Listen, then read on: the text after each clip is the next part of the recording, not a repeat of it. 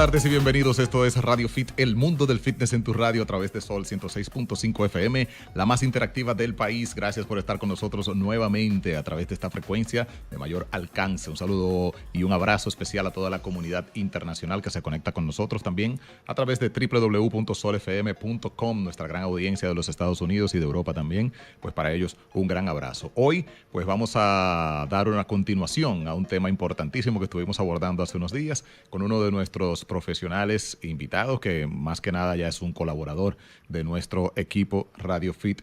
Así que ustedes que quieren tener mayor luz respecto al tema nutrición, pues ese tema que tiene que ver con nuestro día a día, porque somos lo que comemos, tenemos que hacerlo a través de la opinión experta. Y está con nosotros nuevamente el doctor Carlos Lebrun, quien es pues, precisamente nutriólogo clínico, obesólogo, dietista y es la voz autorizada para aclararnos todos esos mitos que se tejen por ahí. Así que le damos inmediatamente la bienvenida para esta consulta con ustedes durante esta hora completita y mandándole de inmediato también un abrazo a nuestra querida Giselle Mueces, nuestra gran anfitriona de este proyecto, y también a nuestra querida Yulisa. Ambas andan pues dándose también un merecido break porque eso es parte de la salud.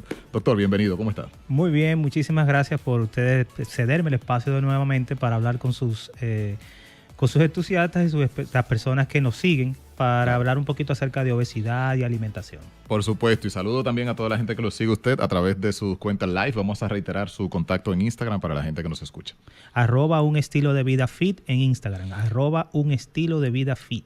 Un estilo de vida fit. Doctor, usted sabe que la palabra fit se ha casi cualquierizado en algunos aspectos, así que, ¿qué implica un estilo de vida fit? Fíjate, ¿Qué significa para usted esa palabra? Primeramente la palabra fit nos la robaron a los médicos, principalmente los entusiastas. ¿Cómo va Porque a ser? fit cuando hablamos de fit, estamos hablando de actitud cardiorrespiratoria. Actitud cardiorrespiratoria. Correcto. Son unas siglas. Sí, mejor actitud cardiorrespiratoria. Eso quiere decir fit.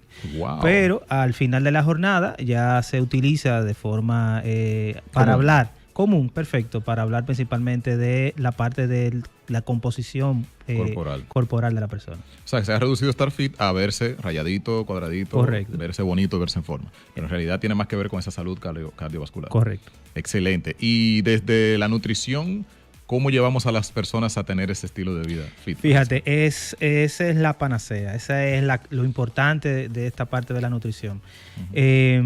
Involucra no solamente la alimentación, sino también la actividad física, evitar sedentarismo, entre otras cosas, hábitos y estilos de vida. Excelente. Bueno, nosotros abordamos parte de eso en nuestra entrega anterior, pero como los temas son muy amplios, nos quedamos con varias preguntas pendientes y queremos aprovechar este tiempo para nosotros justamente responderlas. Excelente. Y una de ellas, y creo que vital, es el tema de cómo afecta el estrés crónico a nuestra capacidad de perder peso. Este estrés, este ritmo de vida que llevamos, que nada tiene que ver con una vida fit, ¿cómo afecta verdaderamente a nuestra capacidad de perder peso? Fíjate, vivimos en una situación actualmente, los últimos, si pudiera decir, los últimos 40 años, vivimos en un ritmo de vida muy acelerado. Hemos transculturizado nuestros hábitos en cuanto a alimentación, pero también en la parte no solamente nutricional, sino en nuestro estilo de vida, nuestro ritmo circadiano principalmente.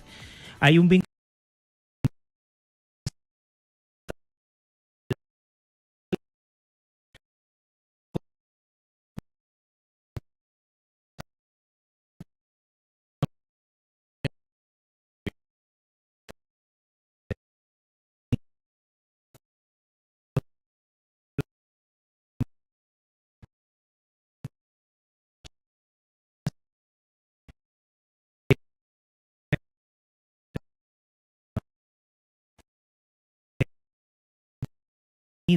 creamos lo que se llaman comidas confort. Esas comidas confort, cuando tenemos situaciones de estrés, así como tú hablas, alteración, problemas en el trabajo, la pareja, entre otras cosas, nos refugiamos en ese tipo de alimentación que nos da placer. Comida confort es como nos reconforta un poco de ese ritmo de vida tan incómodo.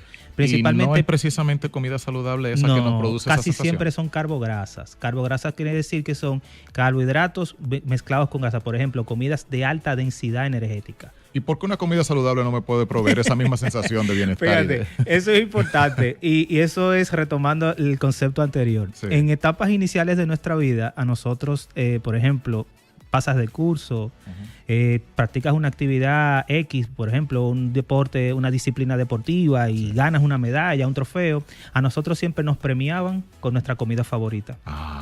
Nos premian con la comida dulce. Mira, ganaste, sacaste buenas notas, vamos a comer helado, vamos a comer pizza, vamos a hacer tal cosa. Entonces, desde pequeños vamos forjando esa parte de la recompensa, del reward.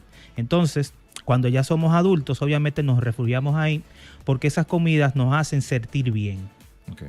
Pero, doctor, aquí viene como la lógica aquella de que fue primero la piedra o el huevo. Correcto. Creo que lo cuestionamos un poquito la vez anterior, pero sería bueno volverlo a aclarar.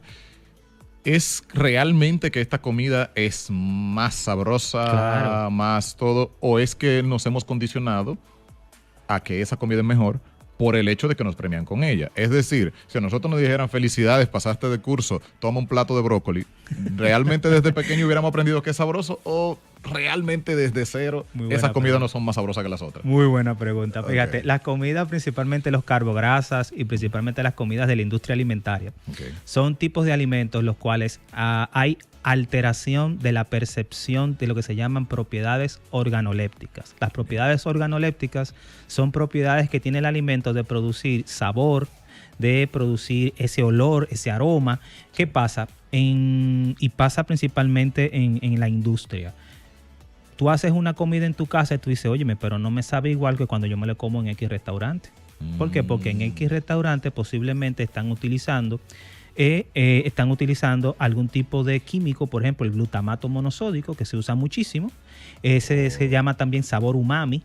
Ese tipo de saborizantes alteran principalmente nuestras papilas gustativas. En nuestra boca nosotros tenemos esa sensación, se siente en el centro. Por ende, altera todo el equilibrio y eso a través de lo que es el sabor va a producir apego a ese tipo de alimentos. O sea, por decirlo de alguna manera, le da un punch al sabor. Si sabe bueno, que le eleva un poco la sensación. Correcto. Otra cosa son los alimentos. Casi siempre los problemas de esos descontrol alimentario casi siempre se ven en comidas carbograsas. Sí. Las carbograsas, esa pizza, esas comidas que son cargadas de hidratos de carbono y grasa. ¿Qué es lo que sucede? Cuando tú ingieres eso en tu boca y tú lo masticas, esas carbograsas se desprenden y al desprenderse viajan a través de lo que llamamos la retrofaringe. Nosotros tenemos un órgano que sirve tanto para olfacción, para oler, pero también sirve para deglución, que se llama faringe.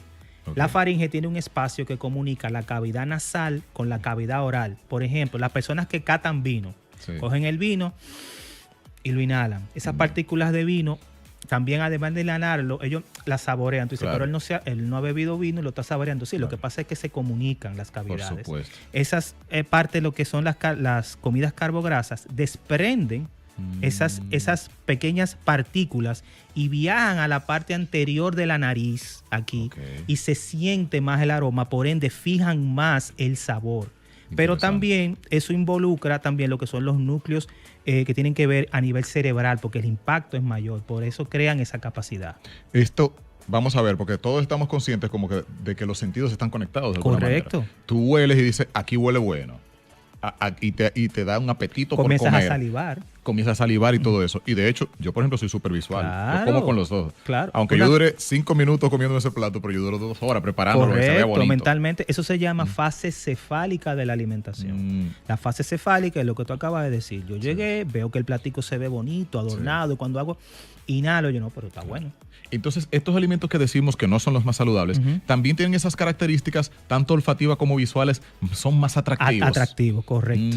Por eso es el apego. Qué interesante. Entonces, ¿qué podemos hacer frente a eso?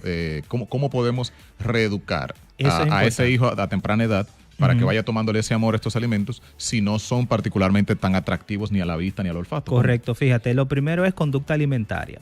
Las figuras paternas y maternas dentro de la parte que tiene que ver con con realizar esa conducta alimentaria en ese niño en los primeros 6 a 8 años, es que vea a papá y a mamá comiendo correcto, a papá y a mamá comiendo ensalada, a papá y a mamá comiendo fruta. O sea, ellos pueden ver que el ambiente se está haciendo. Eso es lo primero. O sea, aceptación frente al plato. Pues, Entonces, doctor, esto es crucial sí. porque tenemos realmente la costumbre de, mira mi hijo, come sano, come vegetales, pero el papá tiene un chimi en la mano. Es un problema. Mientras... Entonces, exacto. Fíjate, luego de eso está la parte de ofrecer el alimento al niño. Nosotros nacemos con una situación innata que se llama neofobia, que es miedo a sustancias, a alimentos nuevos. ¿Tú has visto siempre un sobrinito que tú tienes tal cosa? Ay, yo no como eso, pero él nunca lo ha probado. No lo ha probado. No. Nunca lo ha probado. Ese era yo era bastante mañoso. Porque nunca se lo presentaron. Entonces, mientras yo se lo voy presentando, él puede tener aceptación con ese alimento, pero eso ya es varias veces. Claro. Entonces, hay técnicas. Por ejemplo, hay técnicas que yo puedo enmascarar la parte del sabor. Que él no come vegetales o brócoli, que vamos a ponerle un poquito de queso, un quesito fundido arriba, cosa que cuando él lo coma, enmascare la parte del sabor. Pero cuando yo voy por la tercera parte que yo se lo estoy presentando, yo le voy a ir quitando un poquito más de queso hasta que él lo acepte. Entonces eso se llaman aprendizaje sabor-sabor. Qué interesante, doctor, y qué bueno que usted lo menciona, porque creo que también hay muchos traumas en la manera en cómo nos acercamos a la comida, a esas comidas nuevas que nos intentan dar. Hay dos escuelas. O es el padre súper permisivo que dice, al niño no le gusta y ya. O es el padre que dice, aquí se come esto porque esto es lo que hay, y quizá puede generar un trauma en el proceso. No, y como hacían las abuelas antes, él no come eso, vamos a preparárselo la semana entera. Tiene que comerlo sí o sí. Real. Yo creo que tiene su grado de funcionalidad eso, pero creo que es una buena técnica la que usted nos propone. Gradualmente, irlo introduciendo. Para que podamos ir aprendiendo nuevos alimentos. Fenomenal. Hay una palabra que está, o más bien un concepto que se maneja bastante en este tiempo, y es el del síndrome metabólico. Y quisiera saber, cómo sabemos si lo padecemos, y esto qué tan conectado está con el tema de la falta de sueño, y qué tanto influye eso en el aumento de peso también. Fíjate, lo del síndrome metabólico posiblemente es la entidad clínica actualmente, yo diría, la cual deriva ciertos tipos de riesgo cardiovascular, pero también a nivel metabólico por el desencadenamiento de diabetes.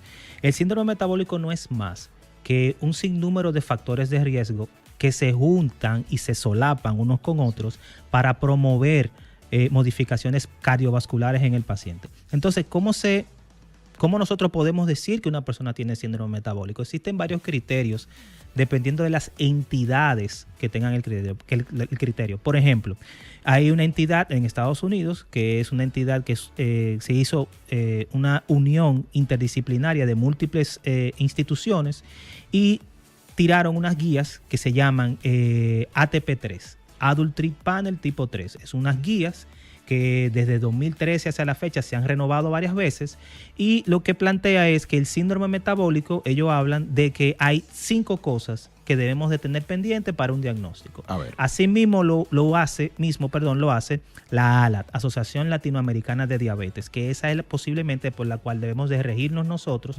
porque tú vas a ver, en cuanto a la parte que quiere ver con el síndrome en sí, hay cosas de la población estadounidense que no la compartimos nosotros por nuestra composición corporal.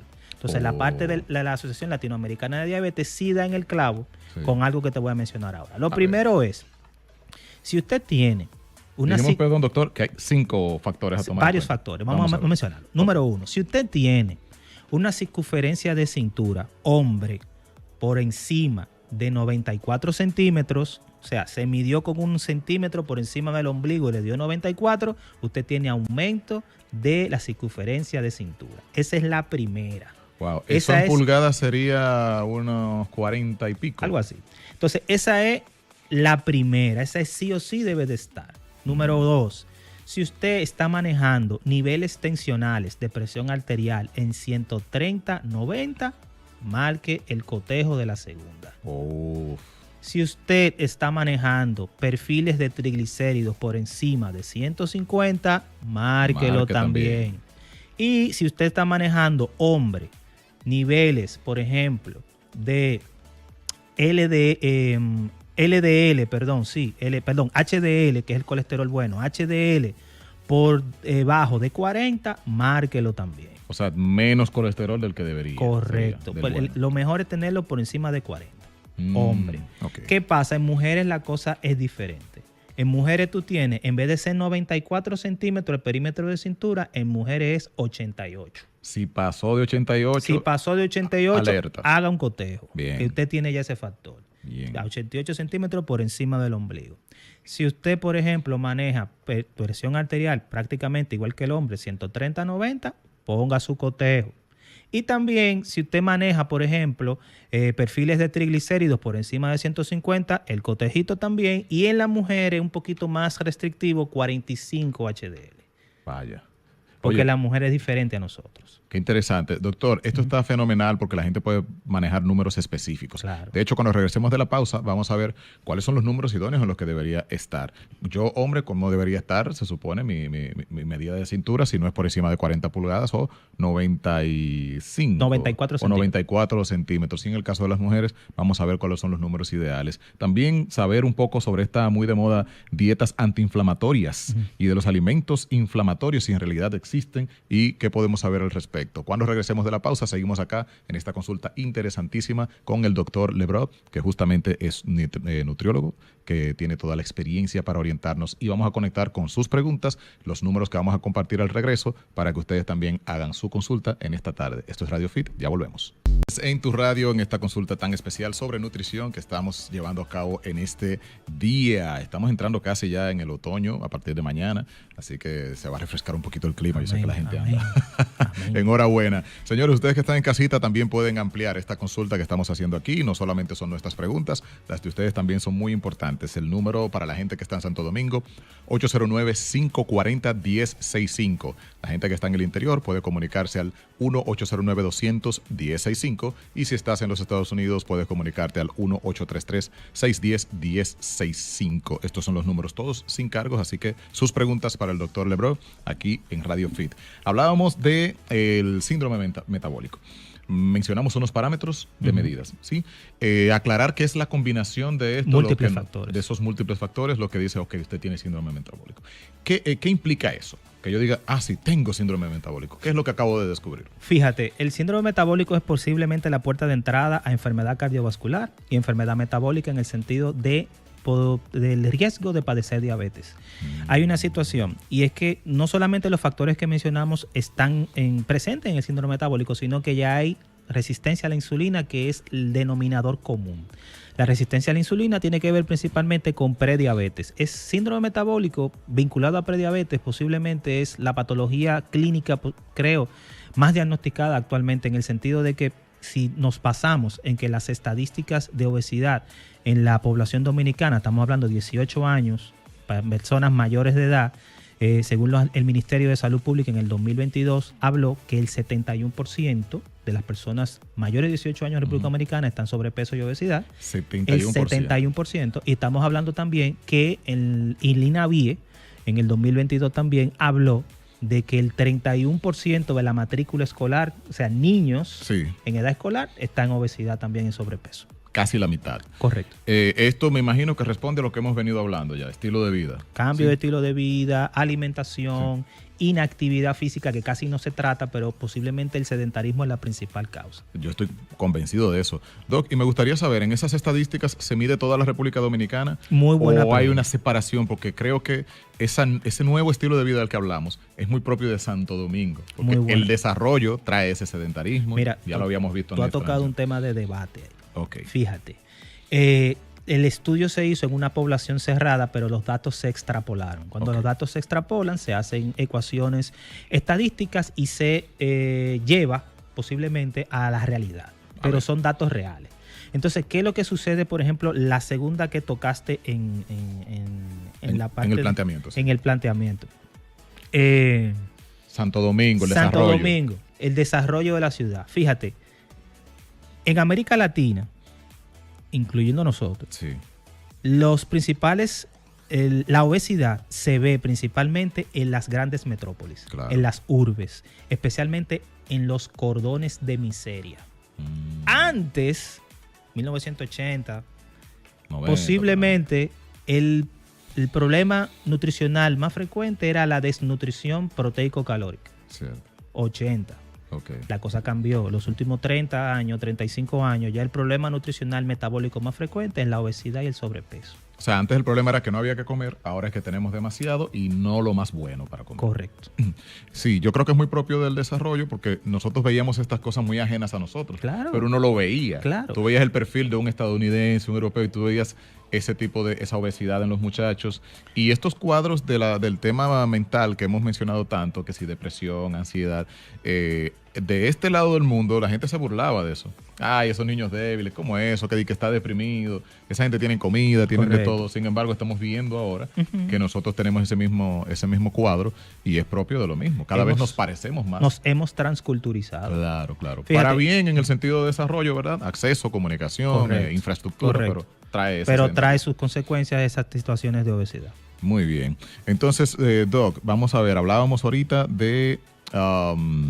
bueno, ese cuadro que habíamos mencionado, quiero aclarar entonces la diferencia. Latinoamérica, Estados Unidos, usted mencionó que había un parámetro distinto en ese muy cuadro. Importante. Fíjate, Sí. en lo que hablamos mencionalmente de lo que es la parte del diagnóstico de síndrome metabólico, nos basamos en las guías de la ALAT, Asociación Latinoamericana de Diabetes. Como es latinoamericana, los patrones son para la población latinoamericana. En Estados Unidos se rigen por otras guías que son los criterios del ATP3, Adult Teeth Panel tipo 3. ¿Qué pasa con eso? Bueno, los criterios de circunferencia de cintura varían drásticamente. En hombre estábamos hablando que en latinoamericano por debajo de 94.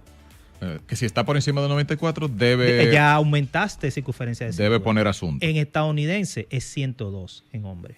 ¿Por qué la diferencia? Por la composición corporal. El estadounidense estadounidense promedio de 6 pies, 200 libras. El dominicano no es así. El latinoamericano generalmente. Tampoco, no es así. 5'7", 5'6". Correcto, correcto. Tiene sentido, tiene lógica. Doc, entonces preguntábamos antes de irnos a la pausa, el tema de las dietas antiinflamatorias. A propósito de esta circunferencia más allá, ¿qué hacer? Se habla de dietas antiinflamatorias, se habla también de alimentos inflamatorios. ¿Realmente hay alimentos que inflaman? ¿Existe eso como una dieta antiinflamatoria? Fíjate, la parte de inflamación primero tenemos que definir qué es inflamación.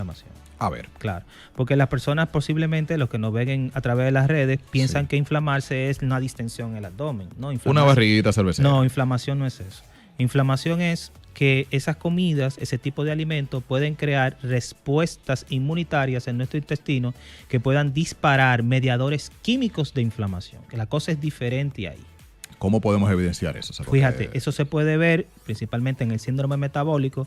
Esa obesidad abdominal, esa obesidad central va a producir marcadores que podemos medir en sangre que tienen que ver con resistencia a la insulina. Puede haber también marcadores inflamatorios de base, como son las interleuquinas, que son sustancias que se producen cuando hay lesión en nuestro sistema. A ver, usted me está diciendo que no necesariamente que una persona esté gordita es que está inflamado. O sea, que tenga más peso uno que yo, no significa eso que no es, estemos... porque una cosa es inflamación visual, lo que tú estás viendo, Ajá, que es la obesidad. está lleno. O sea, la persona dice obesidad, inflamación. No, espérate. Él está obeso por cúmulo de tejido adiposo, por grasa. Ok. La parte de inflamación es diferente porque ya ahí hay alteraciones que tienen que ver con endotelio, o sea, con vasos sanguíneos, con problemas metabólicos de base que alteran los ciclos metabólicos normales. Ya es un asunto interno que determina si hay inflamación. Correcto. Entonces, hay alimentos que a nivel intestinal pueden promover inflamación, principalmente alimentos preempacados, alimentos industrializados y principalmente en personas que ya tienen alguna patología intestinal de base, hay alimentos que hay que sacarlo porque sí promueven ese tipo de problemas. Doctor, entonces puntualizando eso, ¿usted pudiera estar flaco pero inflamado? ¿Existe esa posibilidad? ¿O es que la obesidad conduce a esa inflamación? La obesidad lleva inflamación, pero también personas delgadas por sobreentrenamiento, personas delgadas por no tener un descanso correcto, pudieran tener patrones inflamatorios. Interesantísimo. Y entonces, ¿existe aquello de dieta antiinflamatoria para poder contrarrestar? Sí, ahí existen las dietas inflamatorias. Fíjate, principalmente existen diferentes patrones dietéticos en personas que tienen, por ejemplo, enfermedad intestinal, entre otras cosas, que tratan, lo que hacen es que van clasificando los grupos de alimentos de acuerdo a tolerancia del paciente.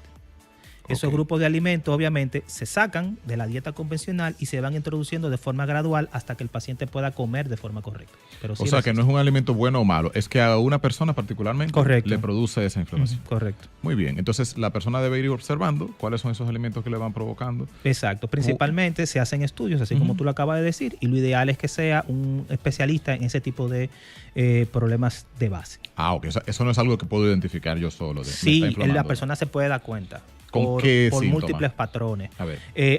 Puede producir alteraciones, por ejemplo, alteraciones que tienen que ver, por ejemplo, con la inmunidad.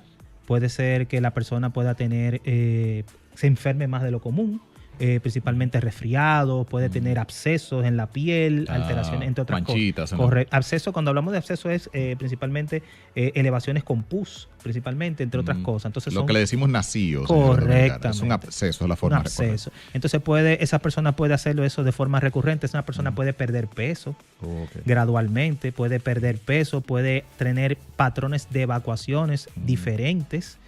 Puede hacer periodos de diarrea, puede hacer periodos de constipación, puede hacer, entre otras cosas. Entonces, estamos hablando de un alimento que te provoque eso. O una condición per se en el intestino que tú no lo sepas. Ok. Pero de repente, para ir identificando con alimentos, observo que cada vez que como tal alimento, tolerancia, me pasa una de esas. Tolerancia. Se me hace un absceso. Correcto. Fenomenal. Y por ahí entonces vamos descalificando. Excelente, Doc. Entonces, desde ese mismo punto de vista, los alimentos inflamatorios nos referimos justamente a eso. Los antiinflamatorios sería yo hacer una lista de esos alimentos que veo que no me provocan esto. Correcto. Excelente. O sea que esto es para cada cual. Diferente. Sería un caso distinto. Es individualizado para cada quien. Fenomenal. ¿Cómo influye, doctor, esto del ayuno intermitente en la salud metabólica de las personas y en la pérdida de peso? Eso es un temita que de verdad puede crear problemas, pero mira hay gente que cree y hay gente que no. Sí, fíjate que lo que sucede con el ayuno intermitente. Existen, primero hay que definirlo, existen tres patrones de ayuno intermitente. Vamos a ver. 3 patrones. Tú tienes el ayuno de días alternos, tú tienes también el ayuno de todo el día, o también tú tienes el ayuno que se llama Time Restricting Eating, o sea, tiempo de restricción alimentaria. Muy bien. Son 3 tipos de ayuno. Vamos a ver el primero. Entonces, vamos a calificarlo ahora, vamos a ver cuáles características tiene cada quien. Fenómeno. Entonces, tú tienes el tiempo de restricción de alimentos, que es el que más o menos comúnmente se hace, que es el 16-8. O sea, 16 horas de ayuno, una ventana de 8 horas de alimentación. Muy bien. Bien. Es el que más se hace y es el que más tiene evidencia científica. Tú tienes también ayuno de días alternos. El ayuno de días alternos es el cual tú puedes durar 5 días de alimentación ad libitum. Ad libitum quiere decir comer todo lo que tú quieras. Normal. Y 2 días de ayuno en la semana. 2 días. De ayuno. Es decir, que tú comiste lunes y martes, no comes el miércoles. Correcto. Comes jueves y viernes, no comes el sábado. Y no hace ayuno el sábado. Ese puede hacerlo. Entonces, ¿qué es lo que sucede con ese tipo de ayuno? Bueno, ese tipo de ayuno, lo ideal, como tú acabas de decir, es hacer que los días no sean consecutivos. Bien. Ese es otro tipo de ayuno. Y obviamente existe también, esos son los 3 principales. Entonces, ¿qué es lo que sucede con el ayuno? Primero tenemos que conocer la fisiología del ayuno antes de comenzar a hablar de los valores de que si es bueno o es malo. A ver, porque a mí me preocupa del ayuno, Doc, y es el tema de que siempre hemos dicho, cuando tú duras muchas horas sin comer, tú empiezas a generar problemas gástricos. Entonces normalmente te dicen, mira, no dures tantas horas sin comer. Entonces, ¿cómo yo puedo hacer ese ayuno saludable sin que me afecte? Yo particularmente, cuando duro largas horas sin comer, lo siento en el estómago, lo siento hasta en el aliento, o sea, a mí me provoca importante, problemas. Tú has tocado, sí. Eso principalmente del aliento es lo que pasa. Mire qué es lo que sucede. Luego que nosotros tenemos aproximadamente de 10 a 14 horas sin alimentarnos, nuestro cuerpo va a hacer un switch metabólico. Nosotros gastamos nuestras reservas de glucógeno muscular y hepático. O sea, se acabó la reserva de glucógeno en el hígado. Al terminarse la reserva de glucógeno en el hígado, nuestro cuerpo hace un cambio en cuanto al sustrato energético para producir energía. Cambio de, Cambio de combustible. Entonces, ¿qué va a utilizar? En vez de utilizar hidratos de carbono, pasa a las grasas. Al pasar a las grasas, metaboliza las grasas, la transporta hacia las mitocondrias y las oxida. Al oxidar grasa, las grasas producen un grupo de sustancias, son 3 que se llaman cuerpos cetónicos, y ahí entra lo del aliento. Entonces, cuando tú consumes, cuando tu cuerpo utiliza cuerpos cetónicos como fuente de energía, tú expiras una sustancia a través del aliento, que es uno de los cuerpos cetónicos que se va a través del pulmón. Entonces, esos cuerpos cetónicos, fíjate qué es lo que sucede y cuál es el beneficio de la parte del ayuno intermitente con la mejoría metabólica, que es lo que la gente siempre habla. El ayuno intermitente se puede utilizar como estrategia inicial en personas, por ejemplo, que tengan prediabetes. Bien. pero no en personas diabéticas con medicación. ¿Por qué? Porque si yo hago un ayuno intermitente en esas personas, puedo producir hipoglicemia conjuntamente con la medicación que consume. Porque cuando tú duras largas horas sin comer también se dispara de alguna manera No, los problemas... mira qué es lo que sucede. A ver. Si tú tienes insulinoresistencia, tú tienes aumento de insulina, tienes insulina alta. Ok. Pero a tú hacer el ayuno, tú no ingieres alimento y por ende tu insulina tiene que disminuir. Entonces aumentan lo que se llaman hormonas contrarreguladoras. Esa es la fisiología. Bien. ¿Qué son hormonas contrarreguladoras? Adrenalina, noradrenalina y glucagón. ¿Qué pasa? Esas hormonas hacen que se utilicen otros sustratos energéticos, principalmente grasa, y rompen las grasas para producir energía. Pero no solamente ahí. Si el ayuno se prolonga, también va a romper masa muscular y vas a utilizar lo que se llaman aminoácidos que también entran a formar energía al ciclo de Krebs como productos intermediarios. Entonces, eso es un problema. Es un lío porque tú lo que necesitas es tener... Correcto, por eso es importante las dietas altas en proteína en esas personas que hacen ayuno intermitente, porque tú tienes que preservar esa masa muscular y ahí hay un problema. Excelente. Wow, doctor. Esto es una explicación muy clara y vamos a seguir aclarando un poquito más al respecto porque está muy de moda, de hecho. Muchas personas practican esta dieta intermitente y vamos a ver las otras dos, ¿no? Vimos un solo de los parámetros, vamos a ver las otras dos que tan beneficiosas pudieran ser. Vamos a la pausa y ya venimos.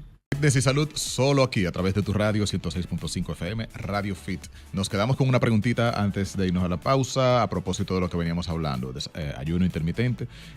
Vimos cuando no es beneficioso hacerlo, pero ¿hay algún cuadro que se beneficie de este ayuno intermitente, doctor? Sí, existen evidencias de que las personas con prediabetes o insulinoresistencia y obesidad pudieran utilizar el ayuno intermitente como estrategia inicial para perder peso y para controlar los niveles de insulina, debido a lo que explicamos anteriormente, que durante el ayuno, obviamente, al no ingerir, disminuimos lo que es el pico de insulina o la producción de insulina en exceso.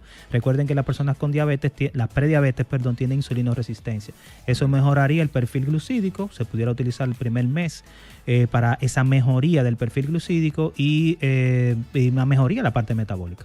Excelente, pues atención ahí, en ese cuadro, pues ahí sí lo podemos usar. ¿Cualquiera de las tres alternativas que mencionamos del ayuno intermitente? No, la que tiene más evidencia científica es la 16-8, o sea, que sería el Time Restricted Eating, o sea, el tiempo de restricción de alimentación. Esa es la que tiene más evidencia. El días alternos no tanto, pero sí el que tiene más evidencia es ese, el tiempo de restricción dietética. Ese del día alterno, ¿usted particularmente no lo recomendaría? No lo hago. Por ese día entero sin comer. No lo recomiendo. Recomiendo mejor el de la ventana, conjuntamente con un tiempo de 16-8 para ese tipo de personas. Excelente. Un abrazo y un saludo para Frey, Félix, primo querido, por aquí anda también conectado. Saludos también para León Herrera, uno de nuestros participantes también de Taller de Oratoria, para Yamelis, un abrazo, y para toda la gente que se conecta por aquí y que hace sus preguntas a través de nuestras redes. Precisamente a través de las redes suyas, doctor, vamos a reiterar sus redes sociales. @ un estilo de vida fit en Instagram y en Facebook. Fíjate, uno de mis suscriptores hablaba de que qué puedo hacer cuando sucede esa parte de lo que es el aliento. Hablábamos ahorita de que el ayuno intermitente conjuntamente con la dieta cetogénica, ambas por ese periodo de ayuno y por esa disminución de hidratos de carbono y esa utilización de las grasas como fuente de energía, va a producir lo que se llaman cuerpos cetónicos. Esos cuerpos cetónicos, hay uno de ellos que sale a través de la respiración porque se elimina a través del pulmón. Por eso se llama aliento cetónico. Es importante tener eso pendiente porque eliminar ese tipo de aliento sería reincorporar tanto los hidratos de carbono en dado caso de una dieta cetogénica como la parte de mejorar lo que son la alimentación luego del ayuno. Excelente. Déjame ver aquí más cerquita una preguntita que tengo también a través de las redes. ¿Cuál sería el renglón de horas correctas para hacer el ayuno sin que perjudique la salud? Muy buena pregunta. 16-8. Son 16-8, pero algún renglón de hora, es decir, hacerlo en la noche. Lo ideal sería en la noche, cenar temprano en la noche y hacer no un desayuno, pero casi una comida, un 11-12 del mediodía, comer al otro día. Y obviamente ya tú tienes ahí toda la parte de lo que es el ayuno. Diríamos que cenar ligero y al otro y esperar hasta el almuerzo. Prácticamente hasta el almuerzo. Excelente. Yo creo que es una buena ventana porque uno viene de dormir ahí, como que es conveniente. Fenomenal. Tenemos llamadita aquí. Vamos a ver qué inquietudes tienen nuestros oyentes. Buenas tardes, Radio Fit. Buenas. ¿Cómo está el doctor? En los casos hipotéticos en que uno por alguna situación la hora de comer, las 12, se complica, se va más allá del tiempo. ¿Qué tipo de comida él recomienda que uno consuma después de esa situación? Fíjate, sí, muy buena pregunta. Y tú estás haciendo en lo que es la realidad real de nosotros. Lo principal es que sean comidas, número uno, que tengan un contenido de proteína adecuado, porque recuérdate que ya se te complicó la hora y atrasaste la alimentación. ¿Por qué la proteína? Bueno, porque debemos de preservar esa masa muscular. O sea, que sea una dieta ligeramente hiperproteica, pero no te olvides de los hidratos de carbono. Pueden ser víveres, pueden ser cereales, en este caso arroz, lo que tú quieras. Pero lo ideal es preservar esas proteínas y el aporte proteico es fundamental. O sea, digamos que ese almuerzo tradicional, él lo puede hacer, se le pasó un poco la hora. Claro. Puede comerse el mismo arroz, que es lo que tradicionalmente comemos, habichuela, ensalada, pero entonces que la porción de carne quizás sea un poquito más grande. Okay. Además tiene mayor efecto saciante. Excelente. Doctor, ¿hay realmente horas convenientes de comer? Esto que estamos acostumbrados de que desayunamos 7, 8, almorzamos mediodía. No necesariamente. No. Inclusive hay tendencias de que comen con hambre. Sí. ¿Y usted entiende que sí? No soy tanto, pero sí hay que obviamente comer cuando se necesite. Okay. Pero no soy tanto con los patrones de horario. El tema de las 3 comidas tampoco usted cree que es un parámetro obligatorio. Depende, y depende también si tienes alguna afección, si eres prediabético o no, si hay también la calidad de lo que comes. Entonces el tema es diferente, es muy, muy complicado. Qué muy interesante. Amplio. Aprovecho y agrego, esto de desayuna como rey, almuerza como príncipe, cena como mendigo. ¿Usted corresponde a eso o eso es vieja escuela, ya eso es un mito? Fíjate, eso depende, porque si tú entrenas en la mañana, a las 6 de la mañana o a las 5 de la mañana, tú no puedes cenar como un mendigo. Lamentablemente. ¿Verdad? Te levantas. Lamentablemente, no. ¿Por qué? Porque en la cena tú tienes que tener las reservas de glucógeno altas.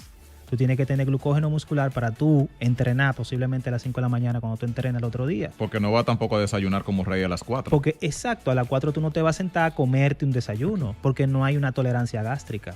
Y en caso de que lo hubiese, vamos a decir, una gente que sí lo soporte, ¿es conveniente? ¿Tú sabes quiénes lo soportan? Los que hacen, por ejemplo, fondo.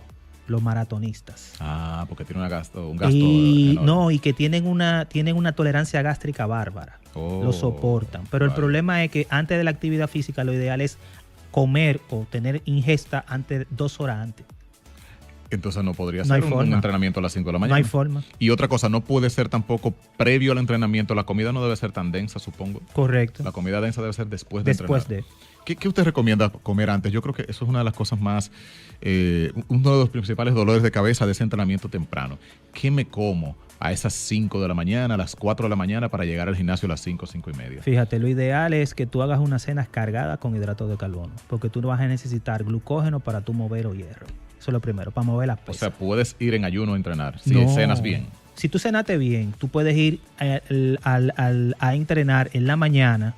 Tú puedes utilizar, por ejemplo, 6 a 8 onzas, puede ser leche descremada, puede ser yogur, porque tú estás teniendo ahí un aporte proteico de la noche que tuviste de inanición. Entonces, ¿y se vale proteína antes de entrenar? Claro, porque ya tú tienes las proteínas en los lácteos. Ok. En esa parte. Tú pudieras beberte un yogur 6 onzas y arrancarte. Perfecto. Pero nunca te vayas en blanco. ¿Qué es lo que sucede? Fíjate. Si tú te vas en blanco, haces actividad física y vas a utilizar lo que es el glucógeno hepático. El glucógeno del hígado sirve para mantener glicemia. Y son esas personas que te dicen, ay, a fulano le bajó el azúcar, fulano le bajó la presión, eso es lo que dicen. Ajá. Le bajó la presión, dale un chocolate. Presión, chocolate, no. A él lo que le bajó fue el azúcar. Debido que se fue a entrenar en ayuna y el glucógeno hepático no fue suficiente para mantener glicemia en sangre y tuvo ese down. ¿Y cómo lo hace esa gente entonces que recomienda, dicho sea de paso, que entrenes en ayuna, que eso te va a dar? Lo cuide y lo proteja. Dios los ampare. Claro. Qué locura. Tengo entendido que, por ejemplo, la manzana verde o una taza de café sirven como ese famoso pre-workout natural. Sí, verdaderamente. 35 o 45 minutos antes del ejercicio. Excelente. Y entonces ya después de ese entrenamiento, ¿qué sería ese desayuno? Bueno, lo primero que tú tienes que tener pendiente es la reposición proteica. Okay. Proteínas. Huevo, omelette, todo lo que tú quieras que tenga que ver con proteínas. Las proteínas tienen que ser fundamentales porque tú vas a necesitar eso para poder reparar esa fibra muscular que entrenaste. El famoso desayuno de 4 huevos con aguacate viene bien ahí. Sí, cabe. Excelente. Cabe. Entonces, Doc, bueno, vamos a ver que esta consulta está demasiado interesante y todavía tenemos muchísimas preguntas pendientes. Usted tenía una que no quería que se quedara y quiero aprovechar para aclarar esa parte, Doc. Sí, si me puedes reiterar, porque este tema creo que era bastante importante. Doctor, me había dicho de particularmente importante abordar antes de despedir esta Fíjate, entrega. algo que quería hablar con ustedes es la situación de la vitamina D. Principalmente La ausencia de vitamina D. Sí, principalmente en obesidad. Nos falta tomar sol, doctor, eso es lo que falta. Fíjate qué es lo que sucede. La vitamina D pertenece a un grupito de vitaminas que se llaman liposolubles, A, D, E y K, son 4. Como son liposolubles, el nombre dice liposoluble, soluble en grasa. Entonces, ¿qué es lo que sucede? En los últimos 4 años, 5 años, se ha investigado y se sabe de que la vitamina D tiene una situación con el obeso. El obeso aumenta adiposidad visceral, tiene mucha grasa en el abdomen, sí, y esa vitamina tiende a diluirse en la grasa. Ok. Entonces, al diluirse en la grasa, yo le tomo determinaciones en sangre, me voy a dar cuenta que los niveles están bajitos. Entonces, el problema inicial no es del sol. El problema inicial es de composición corporal. Es una persona con obesidad, la cual hay lipodilución, se llama. Dilución de vitamina D en la grasa. Algunos autores hablan de secuestro de la vitamina D. Entonces, ¿qué es lo que hay que hacer en esos pacientes? Número uno, hay que suplementarlo. Pero no hay que suplementarlo con megadosis, porque veo gente que dándole megadosis de vitamina D. No, es suplemento. Entonces, es suplemento multivitamínico que contenga vitamina D en cantidades normales, con un RDA normal, pero ese paciente hay que modificar composición corporal para que esa grasa disminuya y esa vitamina D pueda volver a circulación. Interesante. Y entonces lo de la vitamina D con el sol es un mito al final. No, mira qué es lo que sucede. La vitamina D a través del sol se capta, pero no se forma la forma activa de la vitamina D. O sea, la vitamina D necesita 2 reacciones metabólicas más que se hacen en otros órganos. Se filtra los rayos ultravioleta, ese colesterol que tenemos debajo de la piel se modifica y luego se une a proteínas plasmáticas, se lleva al hígado, hace una reacción química y después va al riñón y ahí se forma la forma activa de vitamina D. O sea, no es el sol solo, sino acompañado de... No, exacto. Entonces, si se une a proteína plasmática, ¿qué tengo que tener pendiente? Tengo que tener buena nutrición. Okay. Tengo que comer bien, tengo que tener proteínas adecuadas para yo poder movilizar esa vitamina D. Por ende, ahí no solamente involucra los rayos de filtración del sol, sino que también se involucra la alimentación. Excelente, nos estamos despidiendo. Solo quería aclarar entonces finalmente cuál es el beneficio que tengo de esa toma de sol, de no estar debajo del techo todo el tiempo y de exponerme a los rayos. La toma del sol ayuda a la formación de colecalciferol, que es la vitamina D3, pero necesita otros sustratos metabólicos y otras reacciones enzimáticas para formar la forma activa. Excelente, doctor, impresionante, de verdad muy, digamos que muy densa. Así como los alimentos son densos, pues también esta información ha sido bastante densa y sé que de mucha ayuda para la gente. Quien quiera extender esta consulta, vamos a reiterar sus contactos, doctor, para que la gente pueda hacerlo de manera personalizada. 809-775-1834 y en Instagram, @unestilodevidafit. Doctor Carlos Lebrol con nosotros, ayudándonos a entender mejor todo el tema de la nutrición para una vida mucho más saludable. Ustedes, gracias por estar con nosotros. Esto fue Radio Fit, el mundo del fitness en tu radio. Hasta la próxima.